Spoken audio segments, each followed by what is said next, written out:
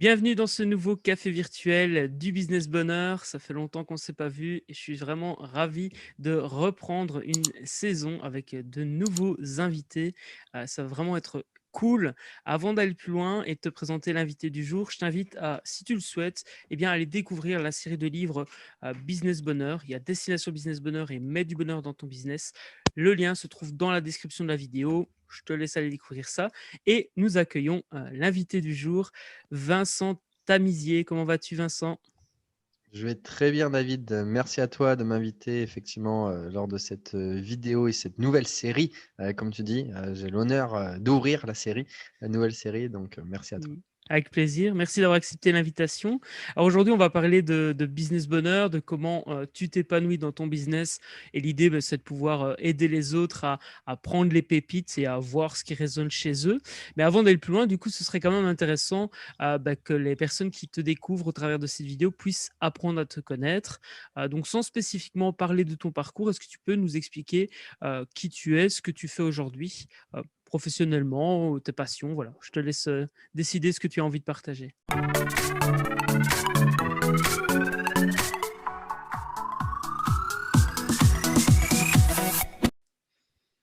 Merci. Je vais essayer de prendre des points clés pour résumer extrêmement rapidement parce que déjà, pour résumer en un mot, ça fait 17 ans que je suis entrepreneur puisque j'ai démarré à 19 ans, j'ai 36 ans à l'heure actuelle. Alors, quelques mots. MLM, marketing de réseau, pendant plus de 10 ans, de mes 20 ans à mes 30 ans. Commercial, on va dire de mes 20 ans à mes 28 ans. 28 ans, repris mes études dans les assurances pendant plus de 2 ans. Et là maintenant, depuis 6 ans, je vis à l'étranger, donc à Cracow, en Pologne, où je me suis expatrié. J'ai démarré une nouvelle activité qui était la multibancarisation, un concept que j'ai créé en France, comment gagner de l'argent avec les banques en ligne. J'ai accompagné plus de 180 personnes, 3 tours de France pendant ce concept. J'en ai fait 3 autres avant aussi auparavant. Donc, aujourd'hui, j'arrive à une nouvelle transition où, je commence à aider également en faisant du coaching, high ticket comme on dit, pour les personnes hypersensibles et haut potentiel et je fais également des investissements à côté, plusieurs activités mais globalement, c'est, ce coaching, je dirais pour les hypersensibles, et les hauts potentiels, que je développe sur mon projet de cœur et j'ai mon autre projet de cœur, que tu connais bien puisque tu es passé dans mon émission «Comment rendre possible impossible, impossible possible», que je développe aussi à grande échelle qui va aider, je dirais, les entrepreneurs avancés à réussir effectivement à travers, internet, donc avec plusieurs outils. Je ne vais pas trop les développer, par rapport à cela. Ce que j'ai envie de développer surtout, c'est qu'aujourd'hui, j'ai vraiment envie de développer le côté hypersensible et haut potentiel pour aider les personnes, qui sont dans le même cas, je dirais que moi, d'après ce que j'ai compris aussi, que nous, puisqu'on se découvre aussi, Yes. et du coup justement à faire une série d'interviews un petit peu, comme tu fais là, pour justement montrer qu'on n'est pas tout seul, et qu'on peut se faire aider, que c'est pas forcément une malédiction, mais que ça peut être une bénédiction.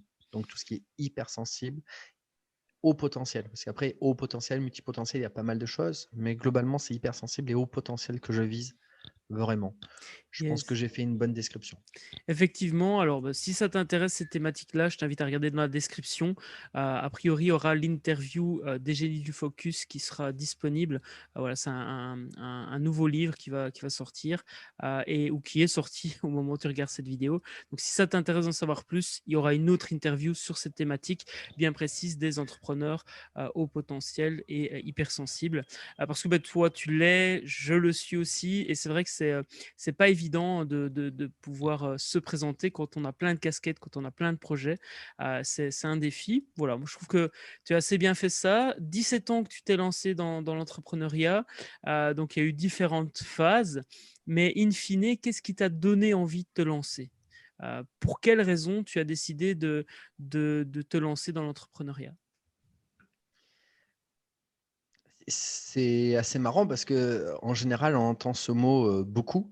Je l'emploie très peu généralement, mais là, je vais l'utiliser parce que je pense qu'il est très pertinent. Liberté.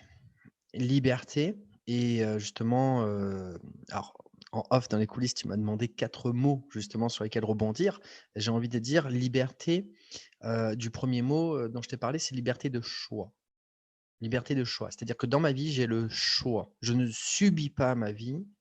Je dirais, je profite de ma vie parce que j'ai le choix, parce que je me crée une vie, je dirais sur mesure, en faisant les choix qui me touchent par rapport à ce que j'aime et je dirais que je crée en fonction de ce que j'aime, de qui je suis à l'intérieur de moi. C'est-à-dire que c'est vraiment quelque chose qui vient de l'intérieur et qui se dégage de l'extérieur, c'est-à-dire c'est mon intérieur qui se crée à l'extérieur plutôt que de l'extérieur qui m'oppresse sur l'intérieur. C'est vraiment pourquoi j'ai démarré pour avoir cette liberté, d'avoir le choix, je dirais, de faire ce que je souhaite et de créer les choses par l'intérieur de moi et pas de me sentir oppressé dans ma vie. Donc vraiment, l'entrepreneuriat, ça a été ça. C'est créer, création et pas obligation, mais plutôt plaisir.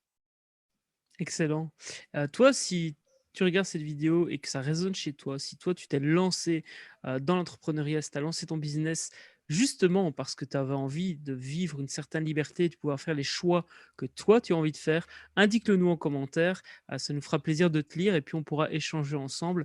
Je pense que c'est vraiment important, de pouvoir, tisser une relation et donc voilà, sens-toi libre de partager cela en commentaire. Hem Justement, bah, donc tu t'es lancé pour avoir une certaine liberté, pour pouvoir faire les choix, que toi tu as envie de faire, au moment où tu as envie de les faire, puisque, bah, évidemment les choix c'est aussi une question, de temporalité, hein. On fait un choix aujourd'hui et cetera. Hem, Concrètement, comment est-ce qu'aujourd'hui tu vis cette liberté? Est-ce que tu voyages? Est-ce que justement tu as décidé d'être, à la maison tout le temps? Enfin voilà, explique-nous un petit peu. Donc tu disais tout à l'heure que tu avais pas mal voyagé, mais là aujourd'hui, est-ce que c'est toujours le cas?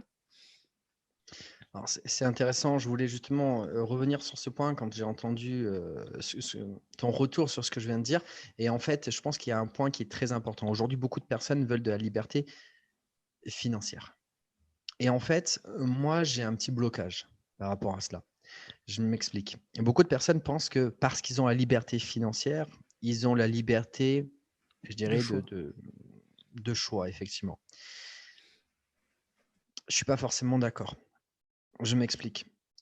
Quand tu commences à travailler et que tu travailles pour quelque chose qui va être tellement oppressant et que tu fais cela pour gagner de l'argent, derrière, en fait, tu commences c'est un cercle vicieux où finalement, en fait, tu passes ton temps et ta vie à faire des choses que tu n'apprécies pas forcément et en fait, tu es en train de perdre du temps dans ta vie et tu te sens mal à l'intérieur de toi et moi, ça, c'est une des choses qui m'a beaucoup touché et dans mon parcours, il y a eu des moments où vraiment, j'ai eu des grosses opportunités, de gagner beaucoup d'argent. Je les ai refusés. On m'a pas compris. Mais parce que, il y a une chose à l'intérieur de moi que beaucoup de personnes n'ont pas forcément saisie, c'est que tout ce que je fais, c'est pas l'argent qui me fait vibrer et je dirais qui me guide. Ce qui me ce qui m'attire, ce qui m'inspire, c'est de rester toujours en cohésion avec ce que j'aime à l'intérieur de moi et de continuer à créer. Je préfère rester simple plutôt que, je dirais, dans cet état d'esprit d'avoir, rapidement, beaucoup d'argent et cetera. Je préfère garder ma simplicité et garder, je dirais même mon âme, pour pas vendre mon âme, je dirais un petit peu. C'est vraiment ça l'idée. Donc pour revenir à ça, c'est vraiment ce que j'ai ressenti. Mais on va pas cacher que, bien sûr, que cet argent nous donne le choix de faire des choses qu'on aime. Il y a des nuances à faire. Déjà, la première des choses, c'est qu'il y a beaucoup de choses qu'on peut faire avec beaucoup moins d'argent qu'on peut l'imaginer. On se protège psychologiquement avec des croyances limitantes en se disant: «Si j'ai pas d'argent, je peux pas faire ça, je peux pas faire ça, je peux pas faire ça». Non, parce que déjà la première chose, c'est que tu te mets la barre super haute en te disant: «Ouais, moi si je fais ça, je fais un truc comme ça» et en fait la vérité, c'est juste pour te dire: «Non, mais en fait, comme je l'atteins pas, c'est bon, c'est pas ma faute». Bah ouais, et c'est comme le niveau, je dirais que tu t'es mis, il est tellement haut que tu te dis: «Ah bah si je le fais pas, c'est pas ma faute, de toute façon c'est trop cher, je peux pas le faire». Non, ça c'est du bullshit, que tu as juste envie de te mettre dans la tête pour te protéger par rapport à cela. Donc ça, je suis pas d'accord. Déjà, il y a beaucoup de choses que tu peux faire sans avoir, je dirais, un niveau je dirais, de revenus financiers énorme. Je l'ai vu par exemple ici en Pologne, beaucoup de personnes, la Pologne est l'un des 10 pays dans le monde qui voyagent le plus. Les Polonais sont l'un des peuples qui voyagent le plus dans le monde parmi les 10 pays qui voyagent le plus. Et ils ont très peu d'argent. Ils ont même pas, je crois que c'est 600 euros par mois à peu près, le SMIC ici. Et ils voyagent beaucoup plus que nous. Donc déjà, ça, c'est vraiment bullshit au niveau effectivement du voyage. Il y a beaucoup de choses que tu peux faire et ça te demande pas, je dirais, une quantité d'argent. En fait, c'est surtout quelles sont les choses que tu souhaites faire dans la vie. Est-ce que tu vas faire une quantité de petites choses qui te donnent une zone de confort où finalement c'est un petit plaisir? Ou est-ce que tu vas cumuler cet argent pour faire des choses moins, en quantité, mais plus en qualité. Et ça, c'est totalement faisable. C'est juste qu'aujourd'hui, peut-être qu'on est aussi trop dans la consommation de tous les jours et que justement, en gardant cet argent et en le focalisant pour les choses importantes, tu peux beaucoup plus atteindre rapidement des objectifs importants pour toi. Donc l'argent, c'est vraiment quelque chose de très subjectif et plutôt, je dirais, une peur consommée pour rester dans la zone de confort, pour se dire: «Non, c'est pas ma faute». C'est ça. Maintenant pardon, tu voulais dire quelque chose? Oui, je voulais rebondir sur le fait effectivement que ça dépend aussi de la personne.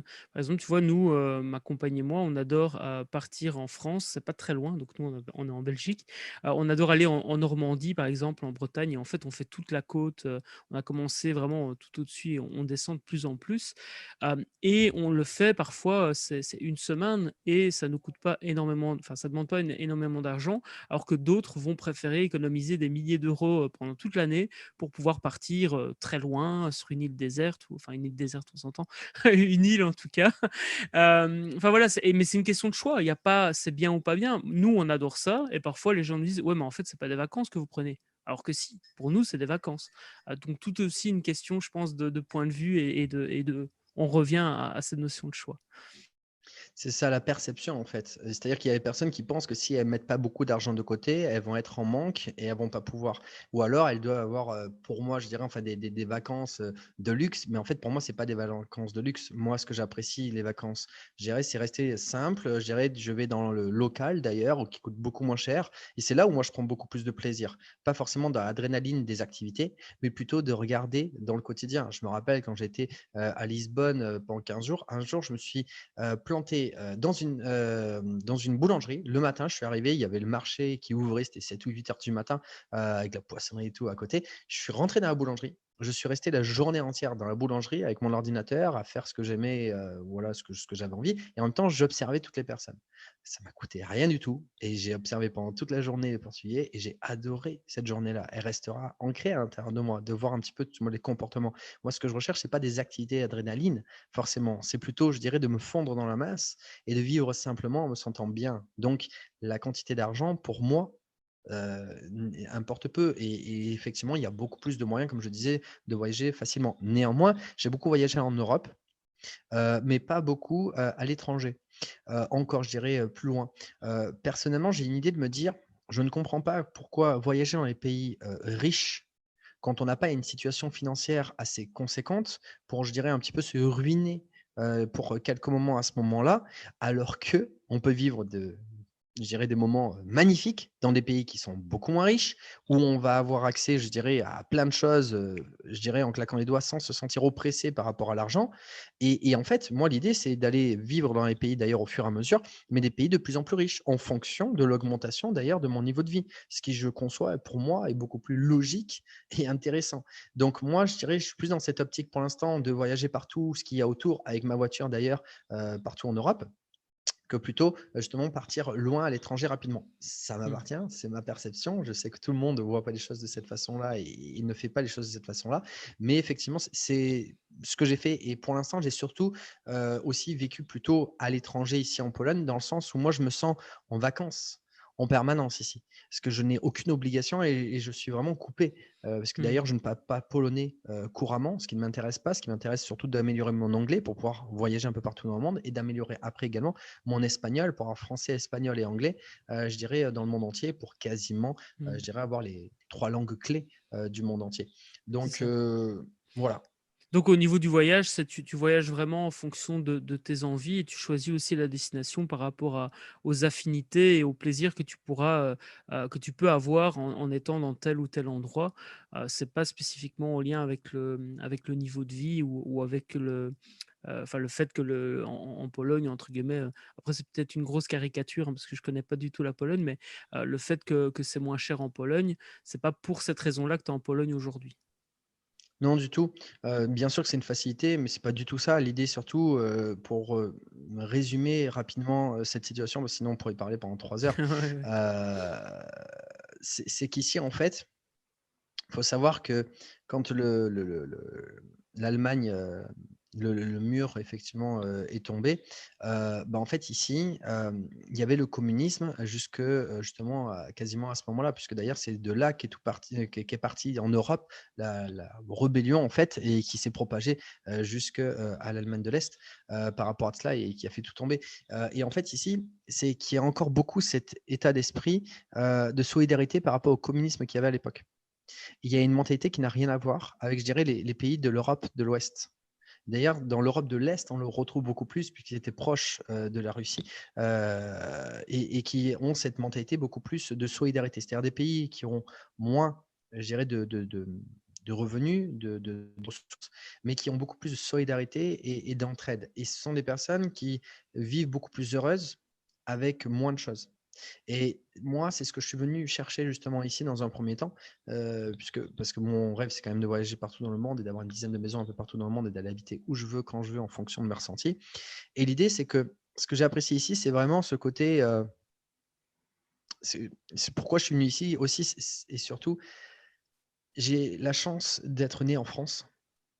Et je pense que 90-95% du monde entier n'a pas la chance de naître dans un pays, je dirais, comme la France. Alors, il y a d'autres pays riches, mais c'est un pays très, très riche. Je ne te parle pas que financièrement du tout, mais aussi culturellement, Bien sûr, oui. psychologiquement, il y a quand même pas mal de choses. Et je voulais me rendre compte de la chance que j'avais en allant dans un autre pays où ils avaient moins de choses et justement de voir à quel point ils étaient heureux avec moins de choses, pour aussi avoir conscience de la valeur de ce que j'avais réellement en faisant le contraste. Donc ça, c'était très important pour moi de revenir sur une simplicité, sur des valeurs de base par rapport à tout cela. Et c'est pour ça aussi que je suis venu ici. Je me suis senti vraiment bien. Par exemple, dans les relations amoureuses, c'est extrêmement intéressant ici. Ça n'a rien à voir avec la France. Je vais faire en très courte. C'est en France, on fait un petit bisou. On est copain, copine. Ça y est, petit copain, petite copine. Et ici, pas du tout. Ici, on y va tout doucement, on apprend à connaître, on peut s'embrasser, on peut coucher, mais c'est pas de suite petit copain, petite copine. C'est-à-dire que on passe plus de temps ensemble et si ça se passe bien, après c'est assez marrant parce que c'était la première petite amie que j'ai eue ici. Après 2 mois, moi c'était quand même assez sérieux enfin pour moi c'était sérieux. Après 2 mois, elle m'a dit, je lui ai dit: «You are my girlfriend», tu ma petite copine. Elle m'a dit: «Yes». Elle me dit: «Oh, it's a serious business?» Genre, c'est un business, enfin, c'est une affaire sérieuse. Je dis: «Bah, heureusement, ça fait 2 mois qu'on est ensemble, on couche ensemble, je suis venu ici, c'est quand même toi». Enfin, c'est vrai que sur le coup, ça m'a choqué, moi, ça m'a choqué. Mais c'est tellement, magnifique parce qu'il y a aucune pression. Si ça se passe bien, ça continue. Et à un moment donné, tu dis: «Bon, OK, on a passé du temps ensemble, c'est plus sérieux». C'est-à-dire qu'on construit vraiment les choses ici. D'ailleurs, il y a pas de on aime tout le monde, au début et finalement derrière, on n'aide personne. On aime tout le monde, on n'aide personne. Je dirais, je caricature, c'est peut-être pas positif ce que je dis, mais pour moi, c'est une réalité. Ici, c'est au début plutôt, on n'aime personne. Par contre, quand, il y a une personne qu'on choisit et qu'on casse la glace, là, par contre, on va l'aider sincèrement. Et là, la personne, on pourra compter sur elle. Et ça, c'est quelque chose quand même qui est notre mentalité encore. Donc il y a pas mal de choses, des valeurs qui moi me touchent beaucoup. Moi, ce qui est important pour moi, c'est d'avoir des personnes engagées autour de moi. Parce que pour moi, des personnes engagées, c'est entre si elles disent quelque chose, elles le font. Elles le font, ouais. En France, moi, que ce soit dans l'entrepreneuriat ou les relations, je dirais amoureuses ou d'ailleurs les amis, globalement, tu as une personne qui dit une chose, tu as à peu près une chance sur trois pour qu'elle le fasse. Ça veut dire que 2 fois sur 3, tu es en train d'attendre qu'une personne passe à l'action entre ce qu'elle a dit. Pour moi, elle ne m'a pas respecté. Ouais, Pour moi, elle tout à m'a fait. dit quelque chose, elle ne le fait pas. Et dans le professionnel aussi. Du coup, j'ai essayé de mettre pas mal de choses en place aussi au niveau professionnel quand j'étais en France. Et je me suis cassé la binette parce que les personnes autour de moi, elles disaient les choses, elles ne les faisaient pas. Elles n'étaient pas assez engagées. Cet engagement, j'ai retrouvé ici. Et j'ai beaucoup apprécié parce que je n'ai pas l'impression de passer à côté de mon temps dans ma vie. Ça, c'est très, très important. Et là, on ressent un peu mon énergie à l'intérieur. Où vraiment, c'est des choses qui me touchent beaucoup. Eh ben justement, on va faire le lien avec donc le premier point, c'est justement cette capacité à faire des choix. C'est ce que l'entrepreneuriat te permet.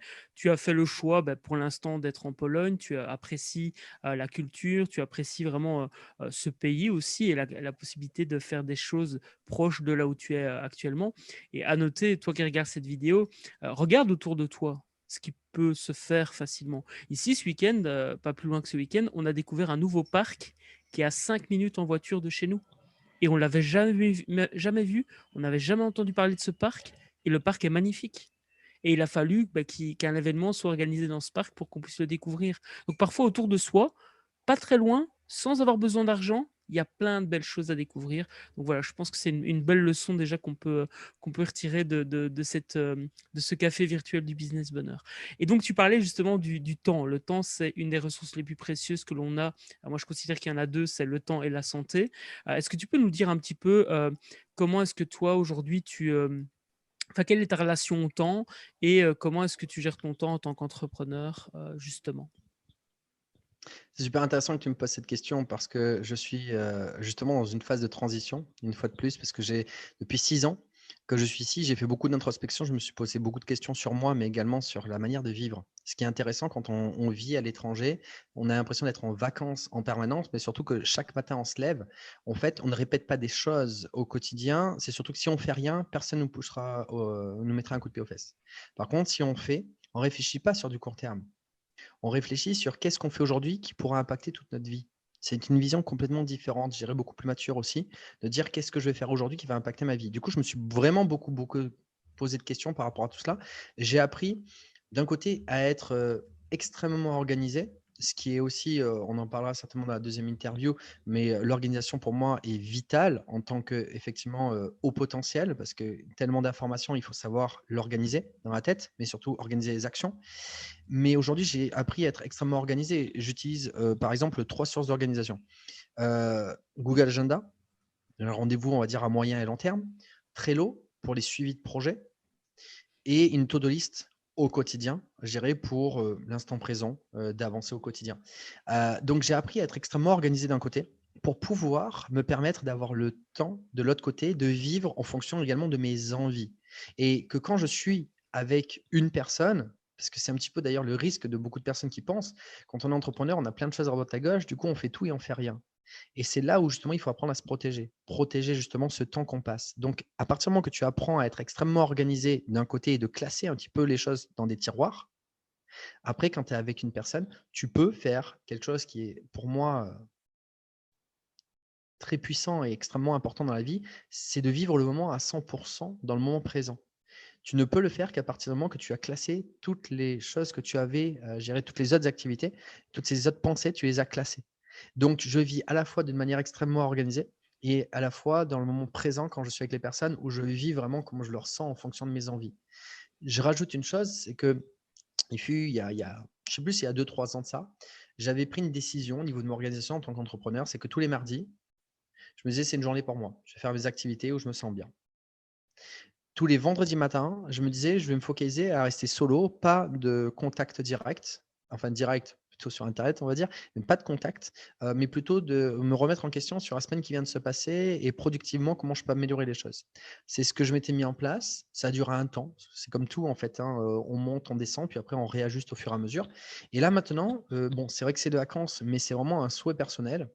J'ai dit: «Maintenant, je me focalise 2 jours dans la semaine où je prends des contacts directs. Au moment où on se parle aujourd'hui, c'est soit un lundi, soit un mardi. Je me dis, c'est le démarrage de la semaine, donc je booste, surtout que le dimanche, bon, les personnes dimanche soir, c'est plutôt cool. Donc le lundi, elles reprennent le travail. En général, lundi et mardi, elles sont pas trop dispo. Moi, j'ai dit le lundi et le mardi, enfin, quand je dis elles sont pas trop dispo autour de moi, justement, les personnes à voir, mais du coup, le lundi et le mardi, je le focalise sur des rencontres, sur des discussions, sur des échanges.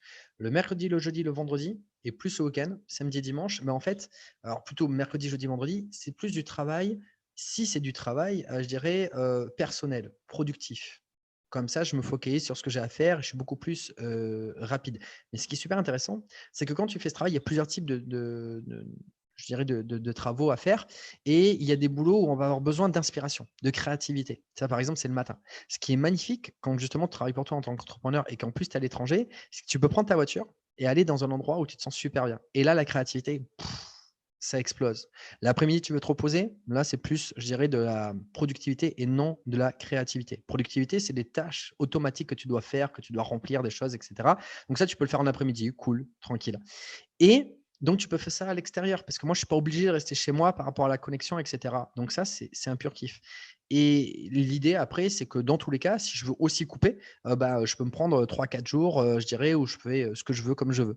C'est ça mon organisation aujourd'hui, à l'heure actuelle, au moment où je fais cette Ouais. vidéo, où j'en suis. C'est très important de Ouais. couper pour se protéger. C'est important aussi, je pense, de préciser, en tout cas moi, ma vision d'un système d'organisation, c'est que c'est personnel et évolutif. C'est-à-dire que c'est personnel, temporel et évolutif. Parce qu'imaginons, bah, aujourd'hui, voilà, tu as cette situation-là, ça fonctionne très bien pour toi. Enfin, moi aussi, mon système d'efficacité, il évolue quasi tous les ans. Parfois, ça change beaucoup sur une année, parfois, ça reste une année, c'est à chaque fois, ça fonctionne super bien. Puis, il y a un événement qui fait que genre tu deviens parent ou ceci ou cela, ben ça chamboule tout. Donc évidemment, et alors c'est par rapport à soi, parce que bah, peut-être qu'il y a des personnes qui ont besoin de la créativité le soir plutôt que le matin. Donc voilà, c'est aussi moi, j'aime poser la question, mais sachez, ou sache toi qui regardes cette vidéo, qu'il faut que tu trouves ton système à toi et que tu l'expérimentes et que tu l'améliores, comme l'a partagé Vincent. Il y a une chose qui me vient à l'esprit dans ce que tu as partagé, c'est, cette notion de journée, enfin de relation au temps et de choix aussi puisque, si tu as décidé le lundi et le mardi, c'est parce que tu es entrepreneur que tu as pu le faire. Est-ce que ça aussi, ça fait partie de la liberté pour toi? De pouvoir choisir, comment tu travailles en fin de compte? Totalement, totalement et c'est l'une des raisons pour lesquelles aussi je me suis mis, à travailler pour moi. C'était de me dire, «Si j'ai envie, je fais, si j'ai pas envie, je fais pas».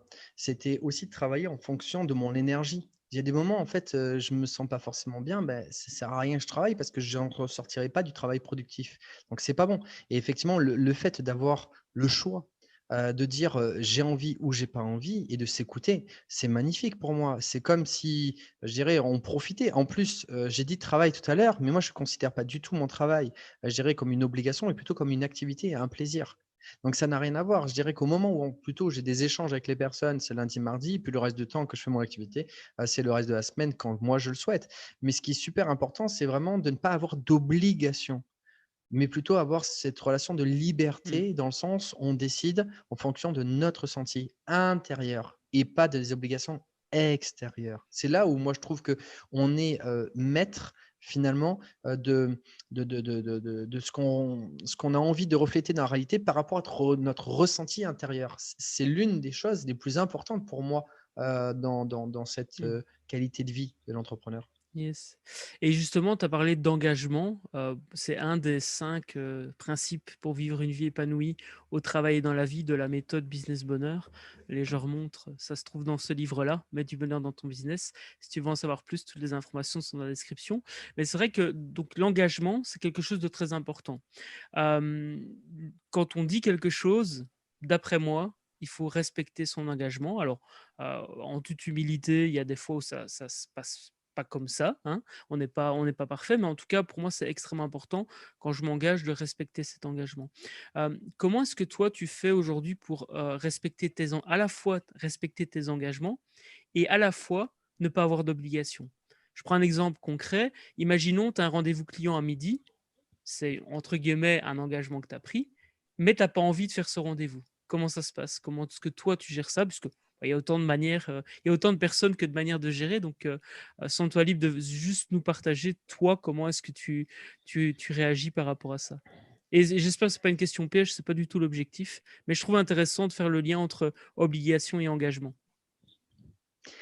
C'est super intéressant que tu poses cette question parce que c'est quelque chose un petit peu tabou, parce que les personnes n'osent pas dire un petit peu ce moment-là où elles sont un peu mal à l'aise d'une situation en disant: «Je me suis engagé, mais je me sens pas bien» et c'est super intéressant parce que c'est vraiment quelque chose que tu vas vivre, sans filtre, je dirais, quand tu es entrepreneur. Pourquoi je dis sans filtre? Parce que je pense que quand j'étais salarié, ben, tu avais pas envie, bah, tu y allais quand même et tu y allais avec la boule au ventre, tu faisais, pas forcément un super travail.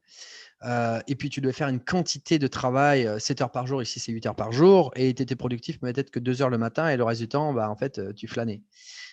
Donc c'est super intéressant que tu poses cette question parce que c'est une question qui est trop peu posée, je dirais aujourd'hui, qui est trop tabou et qui est super intéressante. C'est-à-dire qu'aujourd'hui, moi je considère qu'avec les années effectivement d'entrepreneuriat que j'ai fait, aujourd'hui par exemple, ce matin, j'avais 4 rendez-vous. 4 rendez-vous et toi le dernier, de la matinée. Eh bien, ce qu'il faut savoir, c'est que mon premier rendez-vous, Voilà, j'étais, à l'heure, nickel.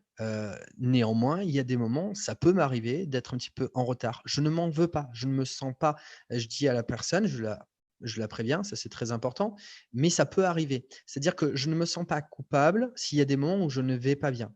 Après, ce qu'il faut aussi dire et moi je veux le dire, ça c'est assez délicat à dire, mais il faut le dire, ça dépend aussi des types de personnes qu'on a en face de nous et je dirais, l'importance qu'on se donne à chacun. Il y a des personnes, je dirais, déjà on va ressentir est-ce qu'elles sont, sérieuses en face de nous? Déjà, par exemple, ce matin, la personne à 9 heures, j'étais là à 9 heures pile parce que je ressens beaucoup de respect que j'ai pour elle, mais c'est surtout aussi que c'est une personne qui transmet beaucoup de respect. Donc c'est important pour moi de respecter effectivement une personne. Par contre, s'il y a une personne qui est pas forcément sérieuse en soi, dans le sens où elle donne pas assez d'importance. Le sérieux, c'est quoi? C'est juste de l'importance que tu donnes à une personne, donc tu vas être sérieux par rapport à cela. Hein, si c'est le jour de ton mariage, tu vas pas t'amuser, je dirais, voilà, tu vas être à l'heure par rapport à ce genre de choses. Mais c'est juste une question de ça, de perception, je dirais. Donc, ça veut dire que la personne est moins moins importante ou et cetera. C'est juste une question de toi, ce que tu donnes comme importance par rapport au lien que tu as avec la personne. Donc ça peut arriver qu'il y a des moments où je me suis dit: Je me sens pas bien» et là, c'est pas quelque chose de vital pour moi. La personne aussi, je dirais en face de moi, c'est pas quelque chose aussi vital pour elle, donc c'est plutôt quelque chose de cool. Donc OK, je suis OK, je dirais, pour reporter le rendez-vous, ça va pas. Il faut aussi savoir le dire. Mon deuxième rendez-vous, je m'étais justement trompé parce que je devais le décaler à cet après-midi. Donc finalement, j'ai dit: «Oh OK, c'est pas ce matin, en fait, c'était cet après-midi, j'avais oublié de le décaler». C'est pas grave, ça arrive. Le rendez-vous d'après, la personne m'a dit: «Je vais être en retard». Au début, elle m'a dit une demi-heure parce qu'elle a un stagiaire qui est arrivé en retard, et cetera. Il y a des imprévus. Il y a des imprévus, ça arrive pour toi, ça arrive pour les autres. Ce qui est le plus important, c'est de ne pas s'en vouloir à soi quand ça nous arrive et de ne pas en vouloir aux autres quand ça leur arrive. En général, tu ne critiqueras jamais une personne qui est en retard si tu sais à quel point c'est difficile aussi pour toi, je dirais tous les imprévus que tu n'as pas prévus. Et comme tu connais les imprévus, tu n'en voudras pas à une personne qui elle aussi a un imprévu. Et tu laisses, et après tu prends dans le flot. Il y a moins de temps, ok, tu iras plus vite, je dirais à l'essentiel, ça va plus loin que ça, ou tu reporteras, mais clairement, il n'y a pas non plus des urgences de folie dans la vie. Je ne sais plus qui c'est qui disait ça, mais la seule urgence qu'il y a vraiment, c'est quand la maison elle va brûler et que tu dois être là. Sinon, le reste, tu peux toujours décaler. Globalement, c'est toi qui te Mmh. mets une urgence de ce côté-là. Donc, décalage, ok, aucun problème. Finalement, il devait être à 30. Finalement, il est arrivé, je crois qu'à 10, il m'a dit qu'il était prêt. Moi, je dis, ah ouais, j'ai commencé à autre chose, je serai là à 15. On a fait à 15. Eh ben, tout est cool. C'est-à-dire qu'en fait, il faut apprendre à jongler en fonction d'un côté du respect en fonction du lien d'importance que tu mets entre les deux personnes. Et il faut apprendre à jongler entre le respect et le lâcher prise. Donc pour moi, en fait, il y a les deux. Il y a les deux. Et les deux me vont. Et je sais pertinemment que quand je démarre une journée avec 4 rendez-vous d'affilée, ça va pas du tout se passer. 4 rendez-vous pile à l'heure, etc. Je l'ai appris avec le temps. Et du coup, c'est OK, toutes ces choses-là. Je les vis, je les prends, je dirais, comme ça vient. Ce qui est intéressant pour ne pas se sentir mal à l'aise sur ces, je dirais, questions de timing et de ne pas se sentir bloqué. Parce que c'est ça la difficulté, de se sentir bloqué parce qu'on avait un temps défini avec la personne. Surtout, si je peux donner un conseil, prévois toujours des choses à faire dans ton temps creux, dans ton temps vide. Moi, Ouais, c'est assez marrant, mais quand les personnes, je termine juste avec ça et après je te laisse parler, David, excuse-moi. Mais ça va moi, bien. il y a des personnes, ça m'arrive d'arriver en retard. Il y a des personnes, des fois, elles arrivent en retard en face de moi et même un quart d'heure, une demi-heure. Les personnes, elles me disent, «J'espère que tu es pas en colère et tout». Je non, c'est OK, parce que moi, je kiffe.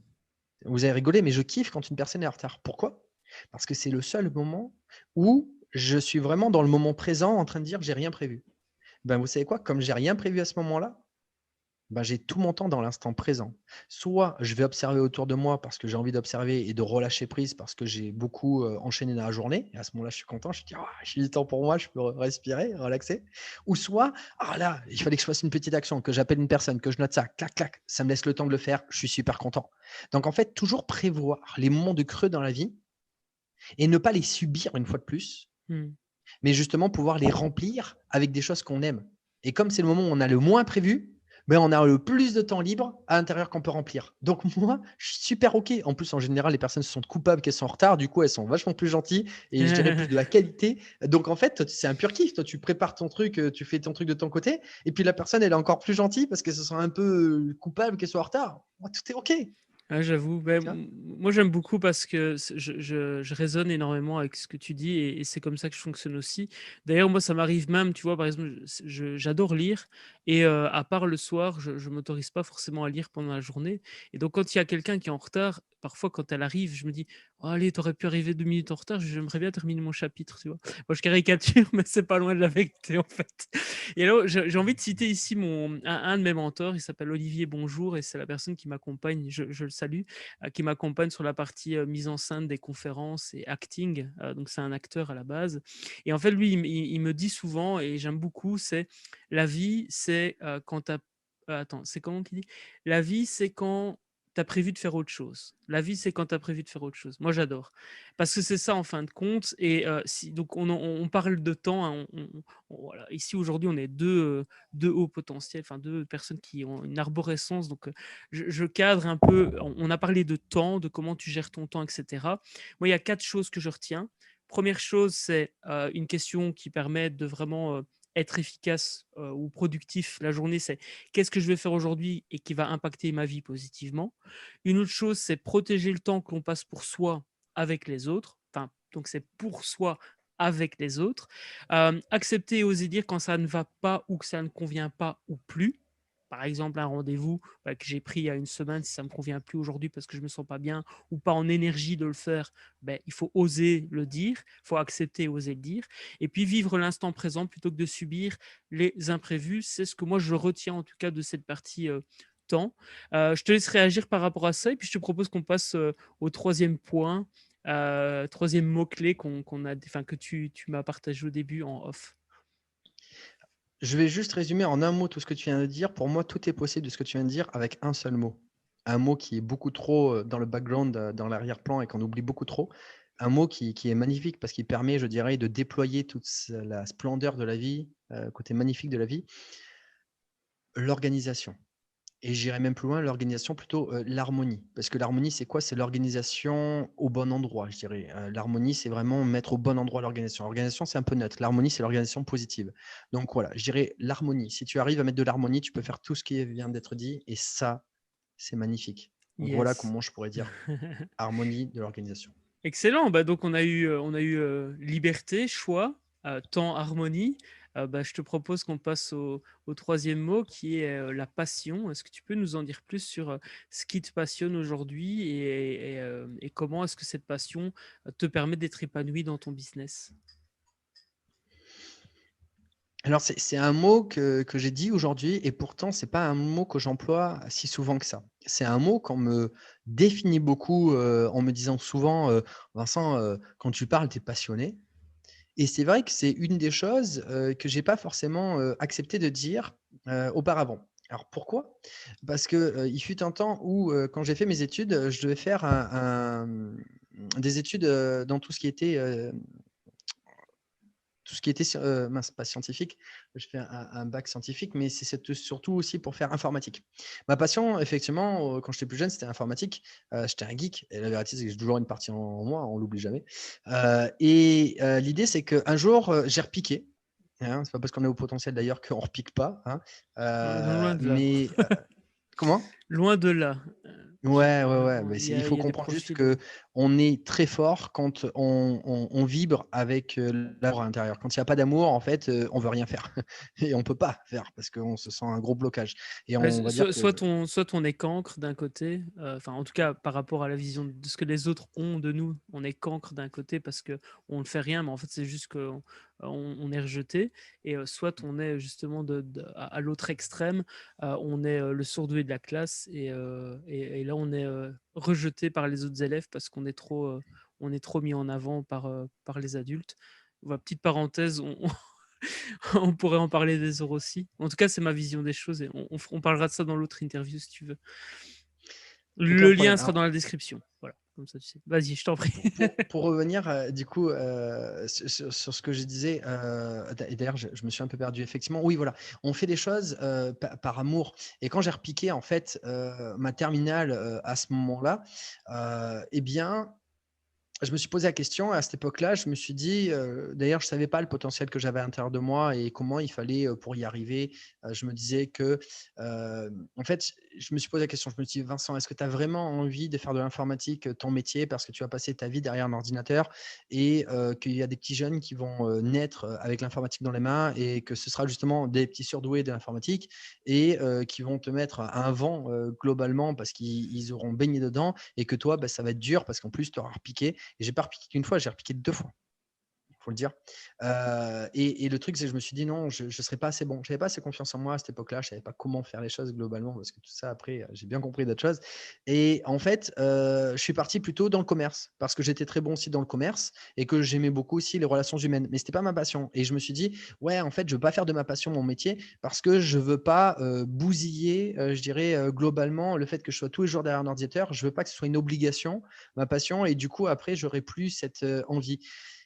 Aujourd'hui, je reviens un petit peu là-dessus. C'est-à-dire qu'aujourd'hui, en fait, j'ai lié les 2. C'est assez marrant parce que d'un côté, j'ai le côté informatique et j'ai aussi le côté, relation avec, je dirais, relations humaines. Côté commercial, je dirais plutôt relations humaines. J'ai un peu les 2. Par contre, j'adore aussi aller au contact direct des personnes, hein. Mais j'ai assemblé les 2. Je dirais un petit peu le côté informatique et le côté effectivement, relations humaines, par rapport au commerce. Et tout ça pour dire qu'aujourd'hui, beaucoup de personnes me disent: «Vincent, tu es passionné quand tu parles de quelque chose» et c'est vrai. Bon, il faut l'admettre parce qu'en fait, ce que je dis, je le vis, je le transpire. D'ailleurs, c'est souvent qu'il y a mes émotions qui parlent. Des fois, on me dit: «Vincent, tu es énervé». Non, c'était juste dans le moment. Je raconte le moment, voilà, comme je l'ai ressenti à ce moment-là et ce que je veux dire, c'est que mon activité, heu je suis tellement heureux parce que comme je dis, j'ai créé mon activité, j'ai créé mon métier, j'ai créé effectivement ma vie à l'heure actuelle. Elle a été faite, alors pas toujours, je dirais, au poil de ce que j'attendais, mais c'est moi qui ai ajusté toutes ces choses-là au fur et à mesure du temps et ça s'ajuste toujours un petit peu plus en fonction de mon ressenti intérieur pour me sentir bien à l'intérieur et ça, c'est magnifique. Donc en fait, le côté passion, faut le dire que je vis une passion en fait et même si je le dis pas officiellement, aujourd'hui, c'est une réalité. Je vis de ma passion dans le sens où j'adore être en contact avec les personnes. Et là, si je voudrais dire, c'est mon coach effectivement qui m'a vraiment fait comprendre ça. Ma passion, c'est quoi? C'est la psychologie. C'est les relations humaines. J'adore étudier les relations humaines. Je suis dans un autre pays, comme je disais tout à l'heure, au Portugal, je reste la journée entière à observer les personnes parce que j'adore ça. Et au-delà de ce que j'apprends, parce que dans le secteur de la multibancarisation, par exemple, pendant plus de 6 ans, ce que j'ai tout à l'heure, tous les élèves, ce que je leur ai enseigné, en fait, c'est simplement comment tu connectes avec les personnes, comment tu fais des relations humaines dans le travail, certes, dans une activité, on va dire, complémentaire, mais comment tu fais des connexions avec les personnes? Et au niveau professionnel, les gens ont beaucoup de peur, de crainte, ils ne savent pas comment s'y prendre. Moi, tout ça, d'une part, c'est ma passion et c'est quelque chose de naturel, mais d'autre part, je l'ai tellement testé et retesté. J'étais commercial pour les professionnels, pour les particuliers, dans les assurances, en fait, tout le process, un petit peu aussi, tous les outils, je les ai tous, clac, pris ensemble et utilisé chaque petit process pour les appliquer dans cette situation précise. Je faisais des scripts exactement, des checkpoints. Attention, les personnes restent toujours elles-mêmes, mais elles passent par des checkpoints qui vont déclencher des choses à l'intérieur des personnes, ou plutôt des prises de décision, des prises de conscience et des prises d'action, du coup, et qui ont tout débloqué. Et moi, ce que j'aime, c'est vraiment cette passion de comprendre, je dirais, l'humain. Et ça va même plus loin, parce que là, moi, je parle de ça, mais par exemple, quand j'étais plus jeune, j'ai fait, bon, on va dire, pendant 2 ans et demi, 3 ans, j'ai étudié les femmes en général, alors les jeunes filles à cette époque-là, comment elles fonctionnaient, parce que je ne comprenais pas non plus. Alors j'essayais de comprendre pour obtenir ce que je voulais, ben moi, il fallait que je comprenne les femmes pour savoir ce qu'elles voulaient elles de leur côté. Et après, j'ai étudié, je dirais, les relations humaines, ou plutôt les personnes en fonction des signes astrologiques, puisque la passion de mon père, c'est l'astrologie. Donc plus de 4 ans à étudier aussi par rapport à tout cela. Et je l'ai fait après sur tout ce qui était, je dirais, au niveau professionnel par rapport à tout cela, mais c'est un ensemble, sa psychologie humaine, elle est tellement vaste, variée et intéressante de voir, je dirais, toutes les réactions des relations humaines et surtout, pourquoi? D'où ça vient toutes ces différences? C'est ça Mmh. qui est tellement, voilà, l'origine de toutes ces différences, cette complexité et à la fois, je dirais, cette variété, et cette complémentarité. C'est ça qui est magnifique et si tu as la clé des relations humaines, pour moi, tu as la clé de comment vivre. D'ailleurs, je vais parler de ça, c'est un peu délicat, mais il faut le dire aussi. Moi, je suis beaucoup sur le côté aussi spirituel. Alors, tu appelles Dieu, tu appelles l'univers, comme tu veux. Mais pour moi, ça, c'est, en un mot, c'est l'amour. L'amour. Et l'amour, c'est les liens entre les personnes. C'est-à-dire que si aujourd'hui, pour moi, on fait, je dirais, on est à la fois tout et on est à la fois rien. On fait partie d'un tout et on doit se connecter tous les uns avec les autres. Si tu as la clé de la connexion avec les personnes, tu as la clé pour construire tout ce que tu souhaites et pour OK. vivre en harmonie. Voilà. Que ce soit dans ton business, dans ta vie privée, comme dans ton business. Parce que la psychologie humaine, je pense que c'est vraiment une des thématiques, ou en tout cas un des axes à creuser quand on est entrepreneur parce que ça permet justement d'apprendre à mieux comprendre comment les autres fonctionnent, mieux comprendre comment soi-même on fonctionne parce qu'on a des freins hein, aussi. Moi, j'ai pas de honte à dire que j'ai un plafond financier. Tu vois, lapsus révélateur. J'ai un plafond de verre, notamment financier, mais pas que, avec des croyances, etc. Et c'est clair que il faut accepter. On parlait d'acceptation tout à l'heure. Il faut oser en parler aussi pour pouvoir après, justement, s'améliorer, devenir une meilleure version de soi-même, si je puis dire ça comme ça. Donc en fait, ces différentes passions aujourd'hui, tu as pu en faire un métier et c'est le métier que tu fais aujourd'hui. En tout cas, je pourrais peut-être dire même les métiers. Tu préfères que je dise le métier ou les métiers du coup? Les métiers. C'est tellement plus intéressant. Et juste pour revenir juste ce que tu as dit juste avant, ce que j'apprécie beaucoup, mince, tu viens de le dire, ça vient de me passer Le au-dessus. fait que c'est un travail Euh, sur soi aussi?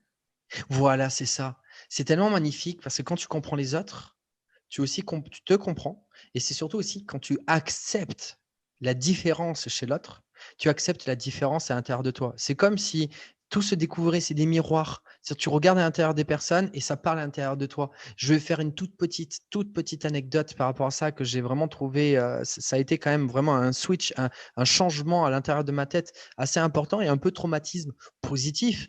Mais quand j'ai vendu à des particuliers, je devais vendre un appareil en 2 heures, voire 3 heures, au mot près, au script avec le mot près.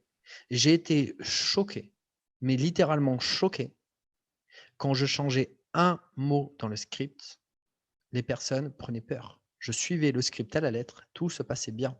Et là, je me suis dit, mince, je ne comprends pas.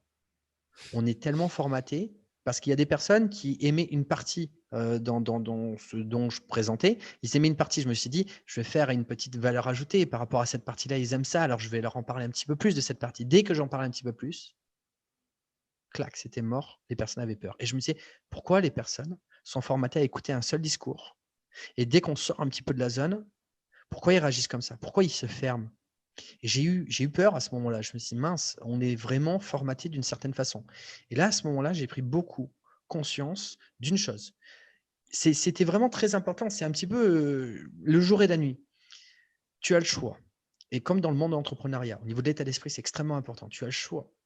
Je dirais de rester dans la nuit, ça veut dire quoi? De se dire, moi, j'ai compris. Et les autres, ils n'ont rien compris. Mais moi, j'ai compris, je me sens bien. Pour moi, ça, c'est la nuit. C'est l'ego. Là, tu ne te connectes pas. Tu te déconnectes des personnes en pensant que tu sais mieux qu'elles.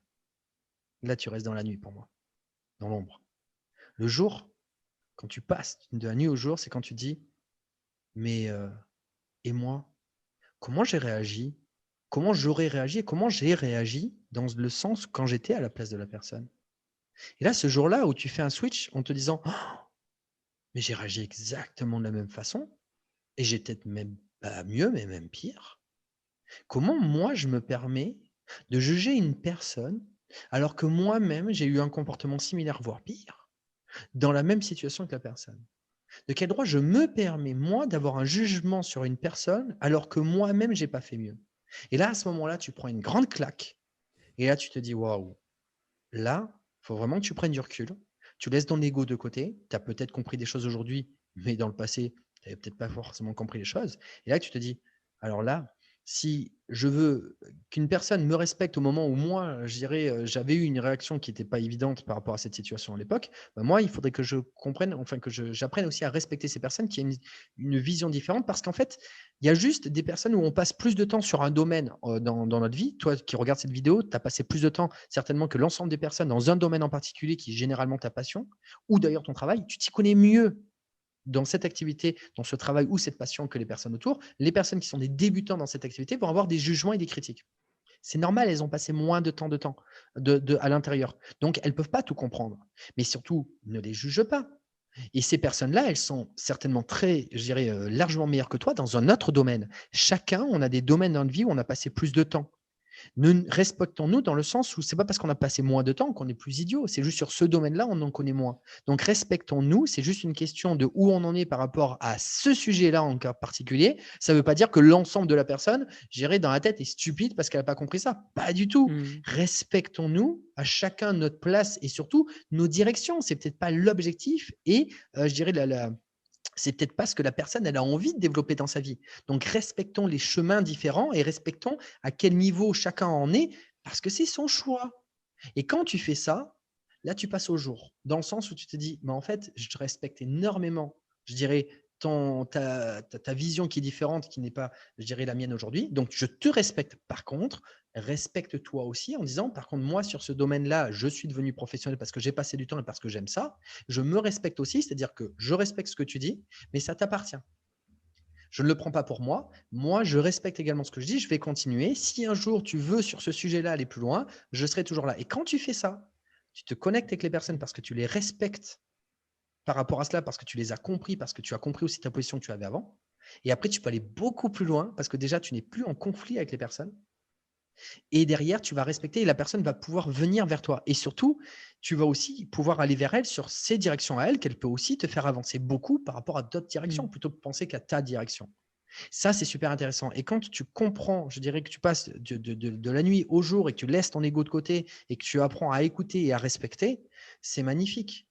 Donc, c'est l'une des choses que j'ai pu découvrir dans, je dirais, toute cette activité entrepreneuriale, c'est qu'il y a plein de choses à découvrir et que si tu veux vraiment avancer, il faut apprendre à écouter, même si je parle beaucoup. Moi, j'adore parce que j'adore dire en fait que l'entrepreneuriat, c'est une aventure humaine. Alors, la vie, évidemment, est une aventure humaine, mais vraiment, moi, j'ai fait des rencontres extraordinaires, notamment celle qu'on a aujourd'hui. C'est l'entrepreneuriat qui m'a permis, ou en tout cas qui m'a invité à croiser ton chemin. On se serait peut-être croisé d'une autre manière, hein, c'est possible, mais en tous les cas, enfin voilà, moi, je suis vraiment dans cette idée qu'on a toutes et tous à apprendre des autres à partir du moment, évidemment, effectivement, comme tu le dis, où on écoute et on respecte. On n'est pas dans vouloir imposer ses choix, à vouloir imposer ses idées. Voilà, il faut tout pour faire un monde, de toute façon. Et en plus, ben, on peut apprendre des autres. Enfin, moi, j'avoue, par exemple, j'adore le chant, mais je chante pas encore comme je le voudrais. Mais il est clair que si jamais un jour je rencontre quelqu'un qui peut m'accompagner sur ce domaine-là, je ne vais pas me positionner dans l'ego en disant je sais chanter. Ça n'a aucun intérêt. C'est un exemple peut-être un petit peu. J'essaie d'être dans la caricature dans mes exemples pour que ce soit clair, mais voilà, en tout cas, c'est ce que moi je ressens et je résonne beaucoup avec ce que tu viens de dire. Alors, il y a des gens, je fais un parallèle par rapport à ce que tu viens de dire, et puis on passera au quatrième point. Il y a des gens qui restent dans la nuit et resteront dans la nuit toute leur vie, qui resteront dans l'ego toute leur vie. Qu'est-ce que toi, tu fais face à ce type de personnes? Comment est-ce que tu réagis C'est par rapport intéressant.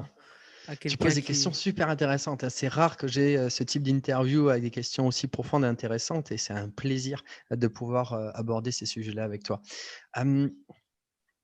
Alors, ce dont je vais parler, c'est quelque chose, une fois de plus, qui sera, à mon sens, pas forcément, à première vue, bien entendu, par l'ensemble des personnes, mais c'est pas grave. Je suis là aussi pour respecter ce que je pense, ce qui ne veut pas dire que je ne respecte pas ce que les autres pensent, mais ça leur appartient. Moi, ça m'appartient. Aujourd'hui, moi, ce que je pense, c'est que la maladie des Français, c'est qu'ils n'ont pas confiance en eux. J'ai beaucoup fouillé et creusé pourquoi. Je pense que c'est parce qu'en France, on a beaucoup de zones de confort où on ne fait que dupliquer ce qu'on a autour de nous. Beaucoup de difficultés justement à être dans la création, ce qui n'est pas le cas justement sur les entrepreneurs. Donc les entrepreneurs français, je dirais, s'évadent un petit peu de cette situation où on duplique beaucoup ce qu'on nous dit dans la société.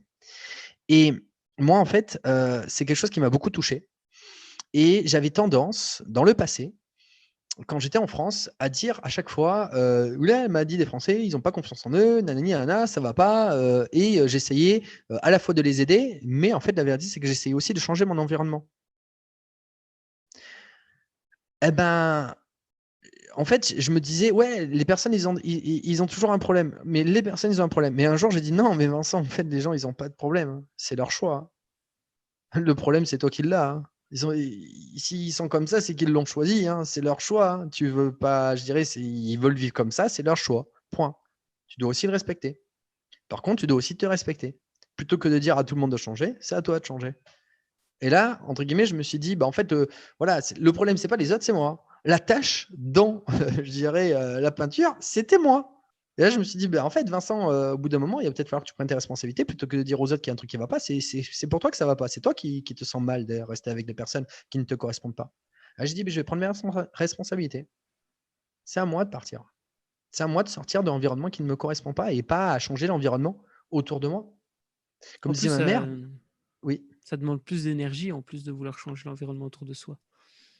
totalement. Et comme disait ma mère, elle me disait toujours, quand j'étais plus petit, Vincent, tu ne peux pas changer le monde. Et un jour, j'ai compris une chose que j'ai adorée.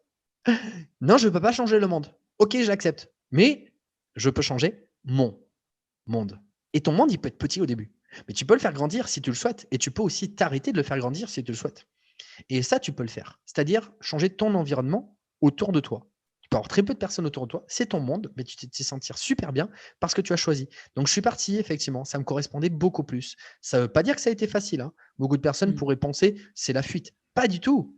C'est pas du tout la fuite que de se confronter à des choses extrêmement difficiles parce que tu connais rien et que tu dois repartir à zéro et que tu es tout seul. C'est pas la facilité.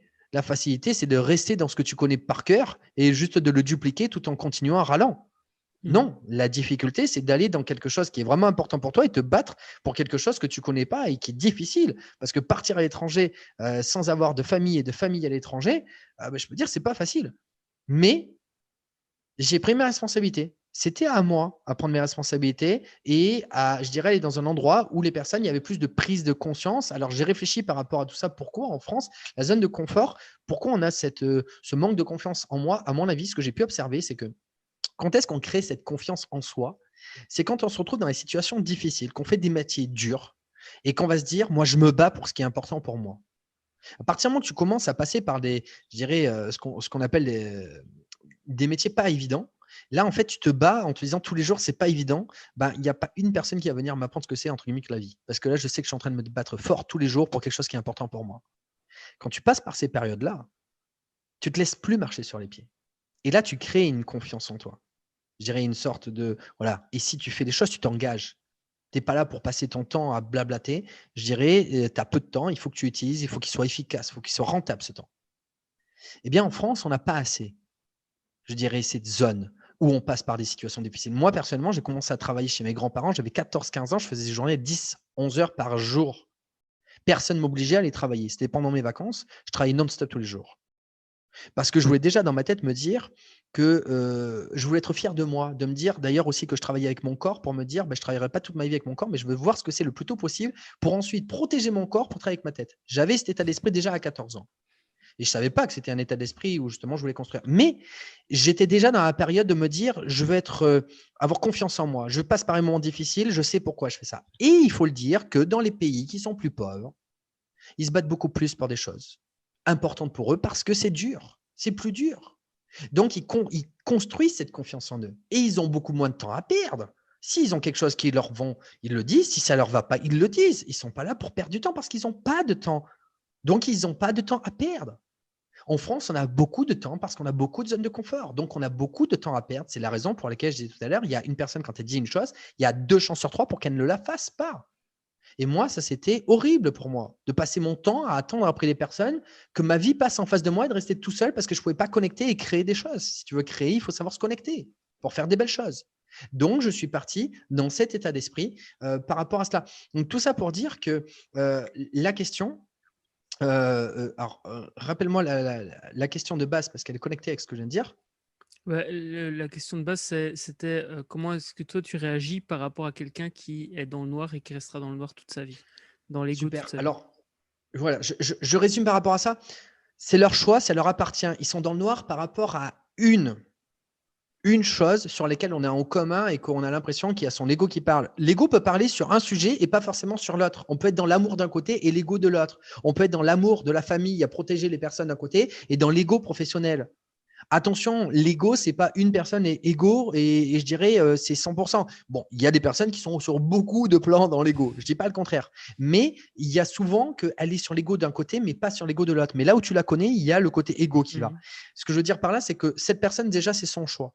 Est-ce que toi, tu as envie que cet ego de l'accepter? Et quelle est l'intensité de cet ego d'ailleurs également? Est-ce qu'il est vraiment très fort? Est-ce qu'il est pas si fort que ça? Mais si vraiment ça te touche, simplement, à toi de prendre tes décisions et tes responsabilités, à ne pas rester en connexion avec Mmh. cette personne, je dirais par rapport à cela. Si jamais ça ne te touche pas tant que ça et qu'il y a d'autres points sur lesquels tu t'entends très bien avec cette personne et tu t'éclates, je sais pas, tu fais des activités, du sport, ce que tu veux avec la personne, mais qu'elle est dans l'ego, t'en fiches si jamais tu t'éclates sur l'autre côté au niveau de l'activité que tu fais de sport avec elle.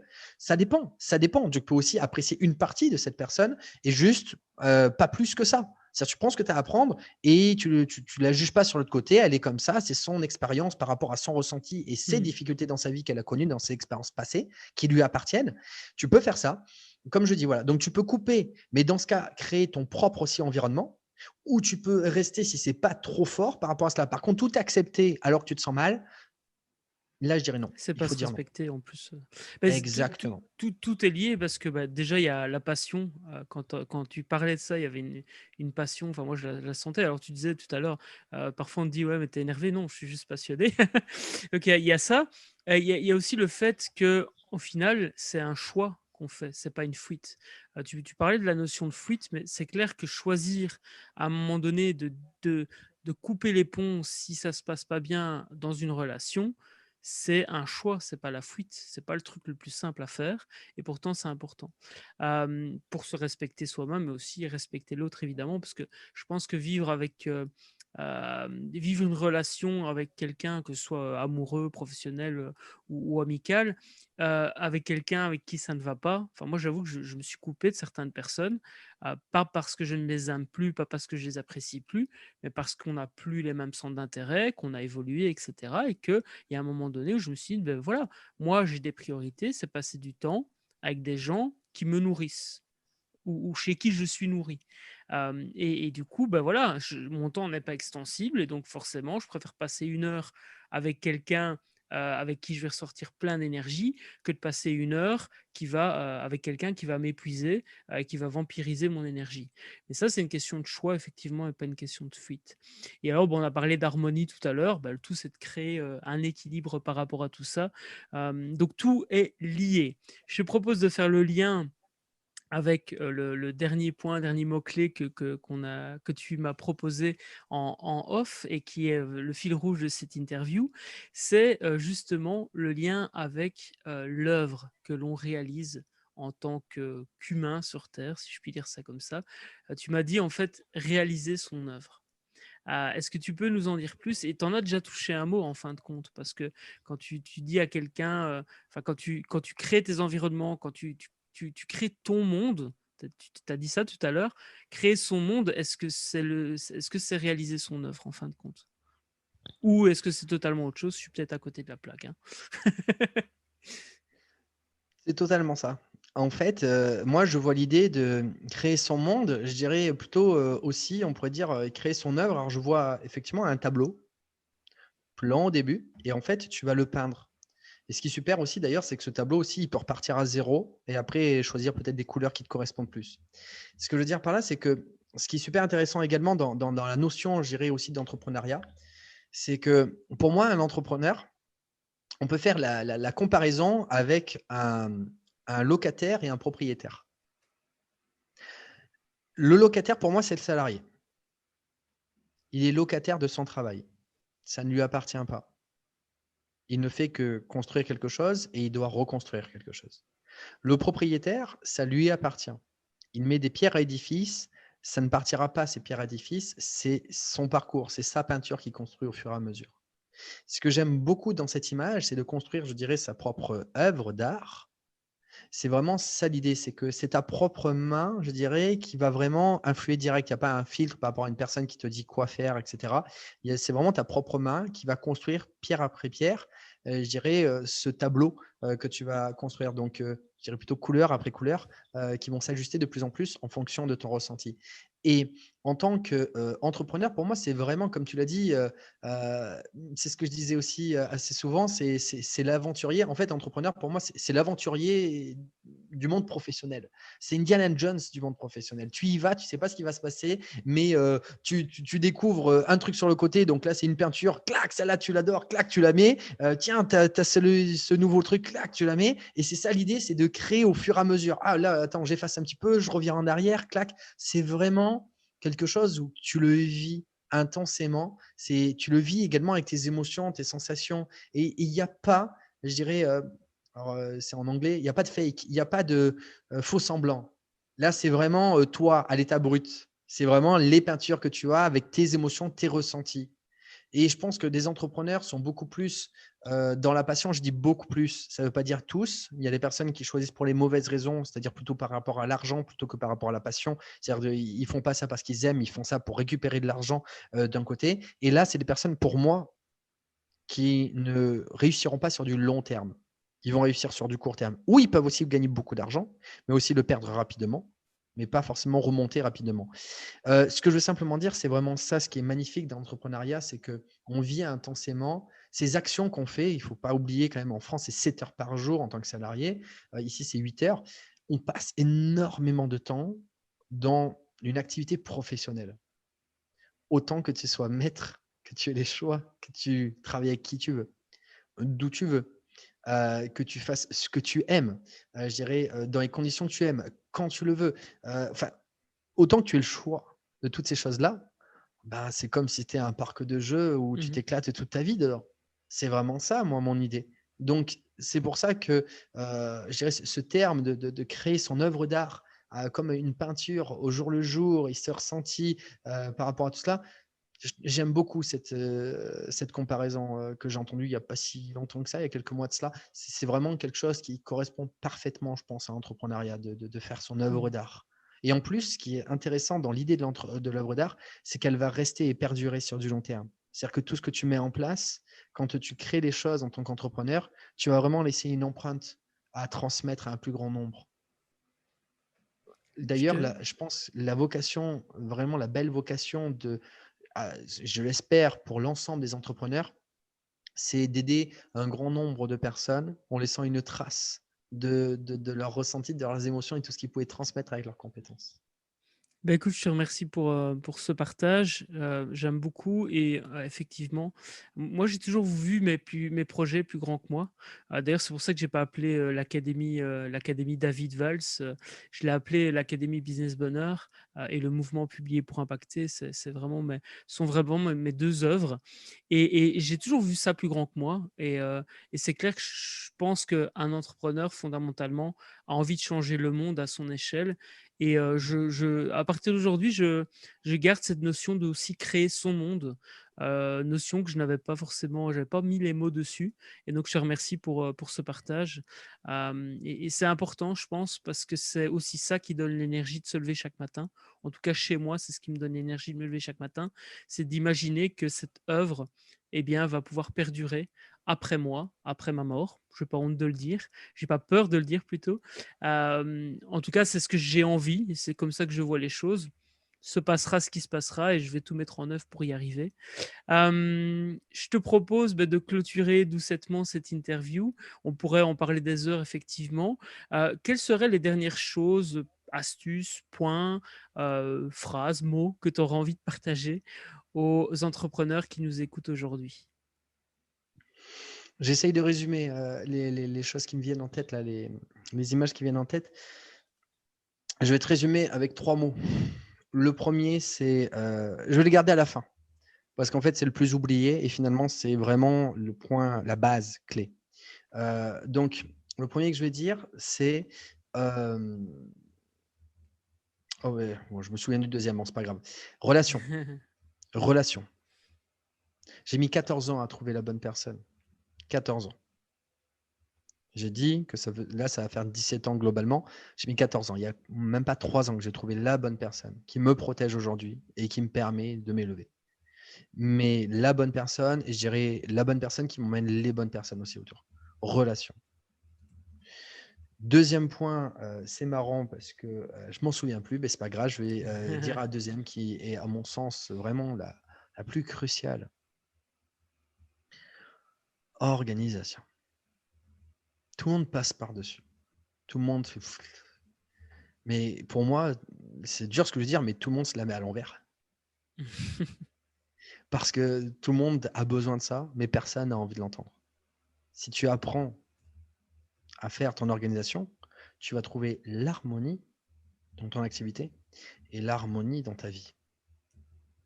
On a tous envie de l'harmonie sans passer par l'organisation. Non, non, non, non, ça passe pas comme ça. L'organisation. Donc, je dirais ça de cette façon-là. Et là, vraiment, entendez-le de la manière dont je dis. S'il te plaît, toi qui regardes cette vidéo, ne fais pas l'impasse sur l'organisation ou tu feras l'impasse sur ta vie. Tu ne peux rien créer sans organiser tes pensées, tes actions. Si tu veux réussir, s'il te plaît, prends du temps sur ton organisation. Et je serai heureux que tu puisses réussir et que toutes les personnes qui ont envie de réussir réussissent. L'organisation. Excellent. Merci. Est-ce que tu veux nous partager comment est-ce qu'on peut eh bien justement te retrouver, rentrer en contact avec toi éventuellement si on en a envie? Voilà, dis-nous tout. Comment est-ce qu'on te contacte? Où est-ce qu'on peut te retrouver notamment sur Internet? Et voilà, pouvoir pourquoi pas échanger sur les nombreux sujets qu'on a abordés aujourd'hui. Aujourd'hui, j'ai envie de donner qu'un seul canal. C'est le canal Telegram que je trouve extrêmement intéressant parce que le canal Telegram, à la fois, il y a de la proximité et à la fois, je dirais qu'il y a je dirais pas de l'indépendance dans le sens où la personne qui écoute peut écouter quand elle le souhaite, mais je dirais il y a un respect mutuel. C'est-à-dire que les personnes écoutent, il n'y a pas d'obligation en soi et je donne des informations assez, je dirais, personnelles et proches. Et à un moment donné, quand je souhaiterais rentrer en contact avec les personnes et qu'elles souhaiteront aussi rentrer en contact, je mettrai des liens, je dirais, au fur et à mesure. J'ai mon compte Facebook, mais je préfère pas que les personnes me contactent sur mon compte Facebook aujourd'hui. Je dirais, j'organise les choses pour justement me respecter et mettre des belles choses en place. Et c'est ce que je t'invite aussi à toi à t'organiser pour avoir des contacts de qualité en fonction de tes désirs. Excellent. Bah, écoute, je mets le lien Telegram dans la description. Donc, si tu es intéressé d'en savoir plus sur l'univers de Vincent, et puis pourquoi pas rentrer en contact si l'opportunité se présente, bah, tu pourras le faire via ce canal Telegram. Merci Vincent, vraiment pour le temps que tu nous as consacré, les pépites que tu as partagées.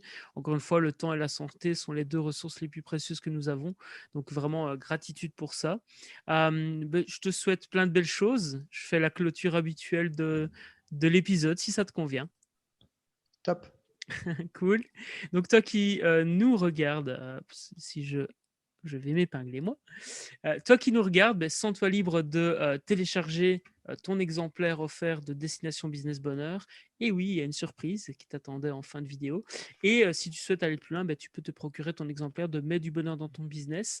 Le leitmotiv de l'Académie Business Bonheur, c'est être épanoui au travail et dans la vie. J'aspire à ce que tu puisses appliquer ce qui t'a été partagé aujourd'hui. Donc, le conseil que je te propose, c'est choisis un conseil, une astuce, une action qui t'a été partagée aujourd'hui et engage-toi à la réaliser le plus rapidement possible, car sans action, pas de résultat.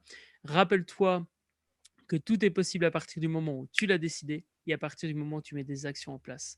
Impact positif et bienveillance. C'était David de l'Académie Business Bonheur avec son invité Vincent Tamisier. Salut Vincent. Salut. Hello, c'est David. Si cette vidéo t'a plu, sache que tu peux retrouver tous les épisodes en cliquant sur la playlist qui vient d'apparaître à l'écran. Sache également que tu peux télécharger mon nouveau livre Destination Business Bonheur. Si tu souhaites plus de liberté, plus de joie et plus de revenus dans ton business, c'est fait pour toi. Télécharge-le en cliquant sur la barre d'infos. Prends soin de toi pour mieux prendre soin des autres.